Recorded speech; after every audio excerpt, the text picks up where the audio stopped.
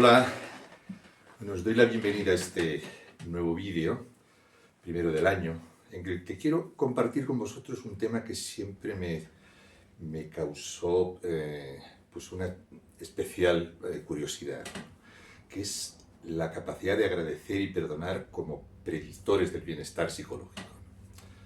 Hace algunos años asistí a un congreso de psicología en el que una de las ponentes nos transmitía la importancia de establecer un buen marco terapéutico, ¿no? Y de realizar un buen y exhaustivo trabajo de recogida de información para desarrollar, digamos, un mapa que nos permitiera adentrarnos en el territorio de la persona que acudía a terapia y disponer, pues, de una historia personal y clínica que facilitase ese camino por la realidad pasada y presente de dicha persona y poder ayudarla, ¿no?, de la manera más eficaz posible. Bueno, entre los mimbres que componían ese mapa estaban desde la observación ocular, que nos permite observar pues, el esquema corporal, el lenguaje no verbal, los gestos, las miradas, la manera de mostrarse en el presente, pasando por una escucha atenta y activa, pero poniendo atención no solo en el contenido de lo que dice, sino también en el tono, en el volumen, la modulación de la voz, pues el lenguaje utilizado, la fluidez del discurso. Bueno, y adentrarnos después pues, en la propia historia del paciente, tratando de detectar aquellos episodios significativos pues, de la infancia, de la adolescencia, de la juventud y de la edad adulta, ¿no? Utilizando para ello técnicas y recursos que permitan a la persona adentrarse en esos mundos suyos a través de la memoria, las imágenes, las asociaciones, los sueños y otros recursos, ¿no?, que desvelen esas experiencias donde se fueron fraguando rasgos de carácter necesarios para ir conociendo lo que constituye hoy la personalidad de esta persona, ¿no? Vale, procuramos conocer cómo es su mundo relacional, pues a nivel familiar o de pareja, de amistades, cómo se siente en su ámbito profesional o académico, en el caso de que aún esté en edad de formación, cuál es su autoevaluación, ¿no?, en facetas como la autoestima, la asertividad, la resiliencia y otros elementos, ¿no?, que utilizamos para observar la autoimagen sobre la que se sustenta esa persona. En fin, después de desgranar con bastante detalle pues, estos mimbres que con algunas variaciones todos los profesionales que nos dedicamos a la psicoterapia pues, utilizamos, nos dijo aquella ponente, ¿no?: hay otros dos elementos que, aunque no figuran en ninguno de los manuales que describen cómo debe ser pues, una buena anamnesis, es decir, una buena historia clínica, dice, yo hace algún tiempo que los utilizo y me han resultado muy esclarecedores para establecer buenos pronósticos, ¿no? Dice, esos dos elementos son la capacidad de agradecer y la capacidad de perdonar. La verdad es que en aquel momento a mí me sorprendió, ¿no?, aquella revelación. Después traté de entenderla y más adelante pues, de utilizarla para seguir sorprendiéndome acerca de la idoneidad de estos dos aspectos para desarrollar pronósticos predictivos adecuados, ¿no? Vale, hace ya bastantes años, ¿no?, de aquel congreso, y desde entonces pues, se han realizado numerosos estudios sobre la influencia de estos dos aspectos a la hora de observar el estado de bienestar psicológico de la persona, ¿no? En el ámbito de la gratitud, pues trabajos como los de Robert Emmons y Martin McCulloch, y también los de Seligman y Petersen, los creadores de las fortalezas, pues nos han ofrecido perspectivas e información que avalan un poco la intuición, bueno, pues de algunos profesionales que observábamos estos dos aspectos como valiosos, pero para detectar, digamos, pues esa buena predisposición hacia el equilibrio y bienestar emocional, pero que no disponíamos, ¿no?, de una base más rigurosa que lo sustentase, ¿no? La gratitud ha sido descrita pues, como un estado emocional, como un rasgo, como una respuesta de afrontamiento, como una virtud moral, como un hábito, como una actitud y como una orientación de vida. Sin embargo, las dos aproximaciones más frecuentemente utilizadas son como rasgo o disposición y como estado afectivo.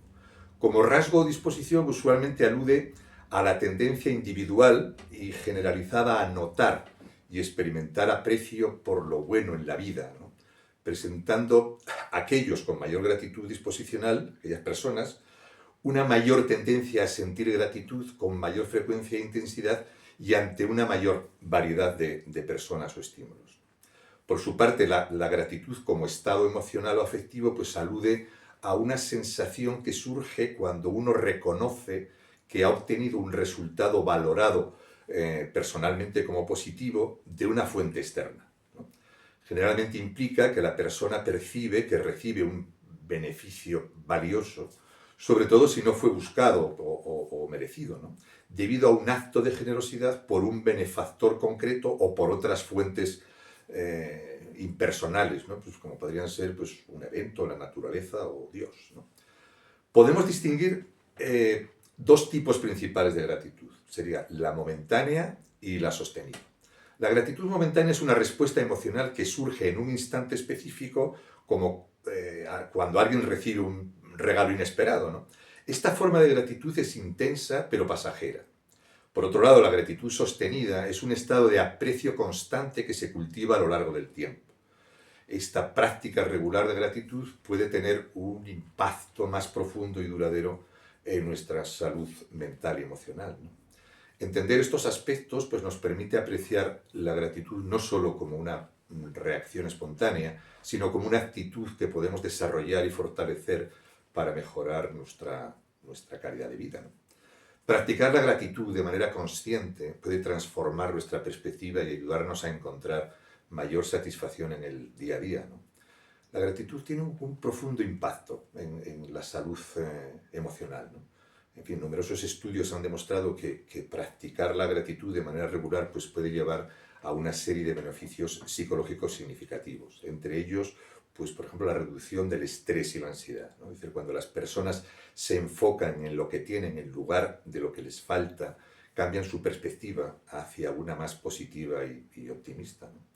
Este cambio de enfoque puede disminuir los niveles de cortisol, que es la hormona de los estrés, y ha habido investigaciones que han mostrado que personas que mantienen prácticas diarias de gratitud tienen menores niveles de estrés y ansiedad y experimentan pues, una mayor sensación de calma, ¿no? Otro efecto estudiado ha sido pues, la mejora del estado de ánimo, ¿no? Dar las gracias y sentir gratitud puede elevar el estado de ánimo y aumentar la sensación de bienestar, ¿no? Porque la gratitud activa regiones del cerebro asociadas con el placer, la recompensa y la motivación, liberando pues, neurotransmisores como la dopamina y la serotonina, que son esenciales para sentir bienestar, ¿no? Al practicar la gratitud regularmente, pues las personas pueden experimentar pues, un aumento en la satisfacción con la vida y una reducción en los síntomas de depresión. Incluso actos simples, ¿no? Como agradecer a alguien verbalmente, pues pueden generar una mejora inmediata en el estado emocional, ¿no? Y por último, otro efecto positivo es el fortalecimiento de las relaciones, ¿no? La gratitud no solo beneficia al individuo, sino que también fortalece las relaciones interpersonales. Agradecer a otros y expresar aprecio puede mejorar las conexiones sociales y fomentar relaciones más profundas y significativas, ¿no? Esto es particularmente importante en las relaciones cercanas, como las familiares o de pareja, donde expresar gratitud puede aumentar la satisfacción y la sensación de apoyo mutuo, ¿no? Bueno, evidentemente cuando nos referimos a este tipo de gratitud estamos poniendo el foco en la gratitud como un acto consciente y observable que genera en nosotros una predisposición a valorar y agradecer. En fin, yo a algunos de mis pacientes les propongo una práctica diaria muy fácil de ejercitar y digamos bueno, pues con razonables buenas consecuencias para adentrarnos en esta consciencia de gratitud, ¿no? Yo les digo que les propongo que antes de dormirse, pues que encuentren, busquen a lo largo del día que han vivido, en fin, 2, 3 momentos susceptibles de reconocer desde la gratitud, ¿no? Y no es necesario grandes hechos importantes, ¿no? A veces consiste solo en poner la atención en el hecho mismo de levantarse, en la sensación del agua cálida sobre nuestra piel, en el sabor agradable de un alimento, en la sonrisa o mirada afectuosa de alguna persona, pues en la certeza de que hay personas cercanas que nos quieren y a las que queremos, ¿no? Es decir, solo es cuestión de poner atención en ello, sin pretender encontrar grandes momentos. A veces estos momentos pues, pueden aparecer y otras no, pero siempre habrá algo por lo que sentirnos agradecidos, ¿no? Bueno, y respecto al perdón, Pues ha habido en épocas más recientes numerosos estudios tendentes a descifrar los orígenes neurobiológicos, cognitivos y emocionales del mismo, y entre otras cosas pues nos han permitido adentrarnos en esta actitud con una mayor capacidad de comprensión. Puede decirse que todas las definiciones psicológicas formuladas sobre el perdón, sobre el hecho de perdonar, parecen centrarse en un factor común. Cuando los sujetos perdonan, su comportamiento, es decir, sus pensamientos, sentimientos, acciones, hacia quien es objeto del perdón se transforman en más positivos, ¿no? Perdonar implica un cambio interno hacia una figura o situación percibida como transgresora en el contexto de un vínculo interpersonal, ¿no?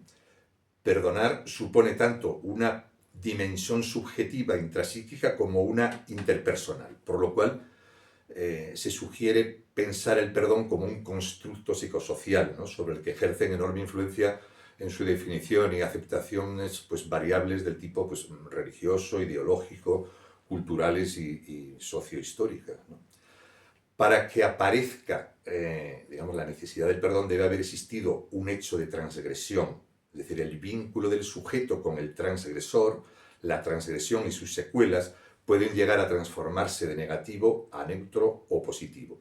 La fuente de la transgresión, es decir, el objeto del perdón puede ser el propio sujeto, otras personas o una situación percibida como fuera del control personal, es decir, una enfermedad terminal, el destino, una catástrofe, una violación a un derecho básico. En fin, de cierta manera, al referirnos a la posibilidad o no de perdonar, aludimos a la posible modificación de determinados vínculos de apego entre una víctima y quien percibe como su victimario, ¿no?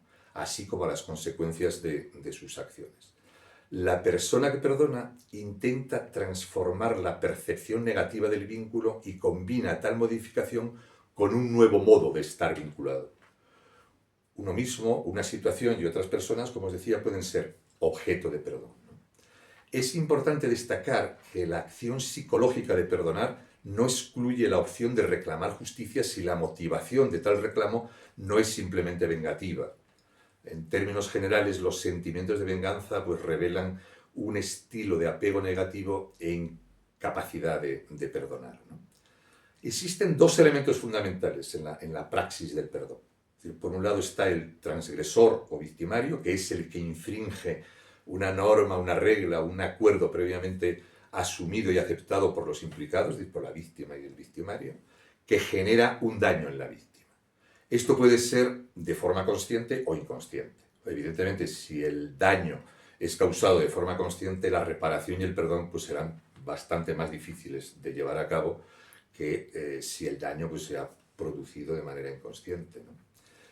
En esta situación, el victimario sería el sujeto que pide perdón y para ello deben darse determinadas circunstancias. Primero, ser consciente de que su comportamiento ha generado un daño que conlleva, por lo tanto, un acto de contrición, es decir, un sentimiento de culpa y arrepentimiento, lo que en términos del ritual de la confesión católica pues, sería, como decía, del dolor de los pecados, ¿no? Desde la culpa y el arrepentimiento se pide perdón por el daño causado, perdón auténtico, no instrumental para salir del paso, ¿no? Ese perdón solicitado puede recibirse o no, es decir, no depende del victimario, sino de la víctima, el que pueda conceder ese perdón o no, ¿no? Y no se puede exigir. La víctima puede perdonar o no. Y el último paso de este proceso sería el propósito de la enmienda, es decir, observar, identificar y conocer qué rasgos, situaciones y elementos han llevado a ese comportamiento dañino y adquirir un compromiso interno para evitar en el futuro que esos comportamientos puedan repetirse, ¿no? Y digamos que este es un trabajo interno, es decir, no necesariamente hay que airearlo, ¿no? Y comunicarlo, es decir, es una tarea de introspección, de conocimiento y de compromiso con el cambio y la mejora para que esa actitud, digamos, ese comportamiento pues no nos habite, ¿no? En la otra cara de la moneda, digamos, está la persona que sufre el daño, la que supuestamente podría perdonar, ¿no? Cuando nos sentimos traicionados, engañados, maltratados, faltados al respeto, utilizados, humillados, esto genera en nosotros una reacción emocional que identificamos fácilmente con la emoción de la rabia, aunque puede haber algún matiz de pena y decepción si el vínculo con el victimario es un vínculo especialmente afectivo, bueno, digamos que se puede ver muy tocado, ¿no? Y nos puede generar también pues, cierta sorpresa o estupor, ¿no? Esas primeras reacciones ante el daño percibido se instalan en la rabia y en el sentimiento cercano a esta que suele ser el odio. Este aparecerá con más nitidez si no hemos desarrollado mecanismos de elaboración de la rabia que nos evite llegar al odio. Entre los mecanismos, digamos, pues más adecuados, pues están la conciencia de lo que me está ocurriendo, el hacerme consciente, y la posibilidad de expresarlo a través de un canal de comunicación que nos permita expresar, sentirnos escuchados y escuchar. Esto no significa necesariamente estar de acuerdo, pero es clave para adentrarnos en el perdón. Si el odio se instala y se cronifica, se convierte en rencor y resentimiento, que es, digamos, una mala elaboración del odio y que en ocasiones desemboca en la venganza, ¿no?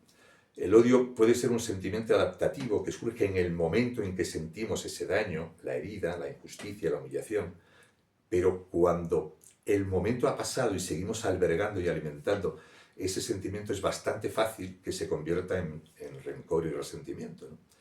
Y estos, digamos, son sentimientos que los padece quien los tiene, ¿no? O sea, que afectan y condicionan nuestra vida cotidiana y que son filtros a través de los cuales la vida es observada como amenazante y peligrosa, por lo que hay que acorazarse de forma casi permanente. Cuando el odio se cronifica, el perdón no tiene cabida.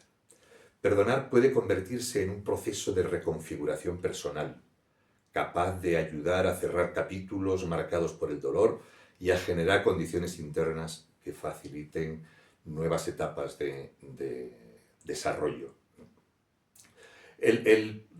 Yo os diría también que lejos de implicar olvido o reconciliación obligatoria, el perdón es un cambio en la relación emocional con el agravio, que transforma la forma en que una persona se posiciona ante su pasado y su futuro, ¿no? Perdonar significa soltar el rencor y adoptar una postura de apertura para mirar el presente y el futuro sin la carga emocional tóxica que conlleva o que implica el resentimiento, ¿no? Perdonar no significa que tenemos que volver al punto anterior en el que estaba establecida la relación con el victimario. Eso es un deseo inmaduro. Esas dos personas son ya diferentes a las que quedaron atrás. Cada persona que ha sufrido el daño debe elegir el tipo de vínculo que quiere establecer con el victimario. Pues bueno, en algunos casos, digamos que como medida higiénica, se elige no tener contacto con esa persona. En otros puede ser un contacto, digamos, manejable y quizás distante en el que la víctima se pueda sentir cómoda. Y en otros casos, si el sentimiento así lo permite, pues se puede intentar una reconstrucción que nunca podrá ser un regreso al pasado, sino construir un nuevo vínculo entre dos personas que son distintas porque han sido heridas, ¿no? Y eso comporta un acto extraordinario de generosidad y amor absolutamente necesario, ¿no? Para reconstruir la confianza y los mimbres de un espacio seguro. Pues nada, hasta aquí este vídeo primero del año. Os agradezco vuestra atención y bueno, pues os convoco como siempre pues, para dentro de un mes aproximadamente en el que trataremos otro tema relacionado con el mundo de la psicología. Os mando un abrazo.